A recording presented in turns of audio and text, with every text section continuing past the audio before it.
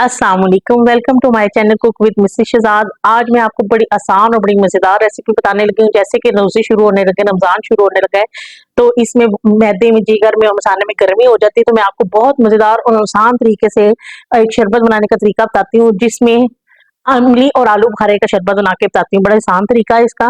हमने इमली ली है 300 ग्राम और 150 ग्राम हमने आलू बुखारा लिया है। आपने इमली इसलिए ज़्यादा ली है कि इसके बहुत बेनिफिट्स हैं, तो आए मैं आपको बताती हूँ कि इसको कैसे तैयार करें।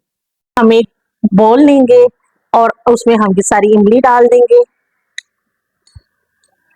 और उसमें ही हम ये सारा आलू बुखारा भी डाल देंगे और हम इसे खोल लेंगे अच्छी तरह से एक दफा और फिर इसमें हम पानी डालकर इसे ओवरनाइट के लिए रखेंगे। अगर तो आपने 2 या 3 घंटे का गैप डालना है तो फिर आप गर्म पानी डाल लीजिएगा।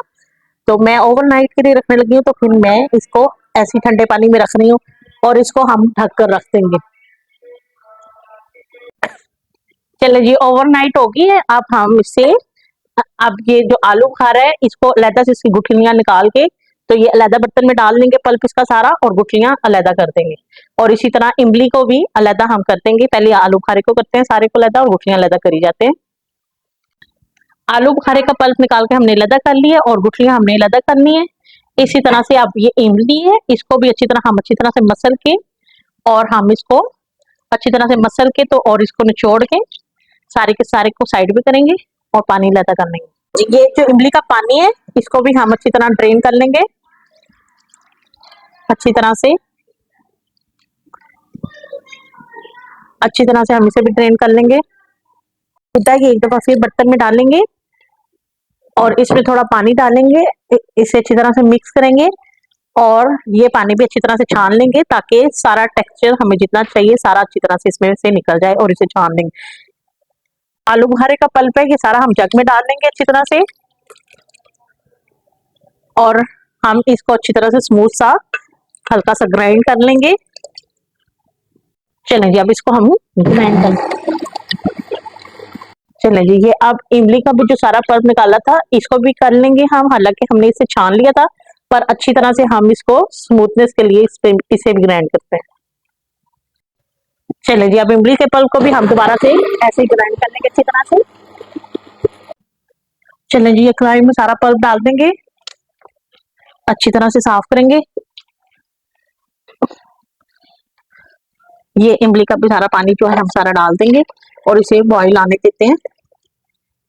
बर्तन अच्छी तरह साफ कर लें जब तक ये बॉईल आता है। आप वीडियो को लाइक, शेयर और सब्सक्राइब जरूर कीजिए, ये आपका प्यार होता है, शफकत होती है। ये देखें जी, ये हमने 3 कप भर के चीनी ले ली है, हमने 5 से 6 चम्मच भर के सिरके के ले लिए हैं और ये हमने 1/4 कप आधा चम्मच काला नमक ले लिए और आधा चम्मच नमक का ले लिया। चलें जी, ये चीनी सारी डाल देंगे। चीनी कम या ज्यादा आप अपनी मर्जी से कर सकते हैं। और ये नमक, काला नमक जायके के लिए और दूसरा नमक टेस्ट के लिए डालना है। इससे जायका और खुशबू के लिए काला नमक डालना है, बड़ा अच्छा खुशबू और जायका आएगा। इसे आप पकने देंगे चीनी अच्छी तरह से गाढ़े होने तक। चलें जी, ये देखें काला काफी हो गया। अब इस समय पर आकर हम ये जो सिरका है ये डालेंगे। इस सिरका की जगह आप नींबू भी डाल सकते हैं, इससे ये इसकी उम्र में इजाफा हो जाएगा। ये 2-3 महीने अगर फ्रिज के बगैर बाहर भी पड़ा रहा तो नहीं खराब होगा। तो आप इसे थोड़ा सा ये देखेंगे तकरीबन हो रहा है, बस एक तार आने तक थोड़ा सा और हम पकाएंगे इसे। ये देखिए जी, माशाल्लाह से हमारा कितना गहरा हो गया। अब हम इसे चूल्हा बंद कर देंगे और इसे ठंडा होने के लिए रखेंगे। ठंडा करके हम इसे बोतल में डाल लेंगे और फिर मैं आपको सर्व करके दिखाऊंगी।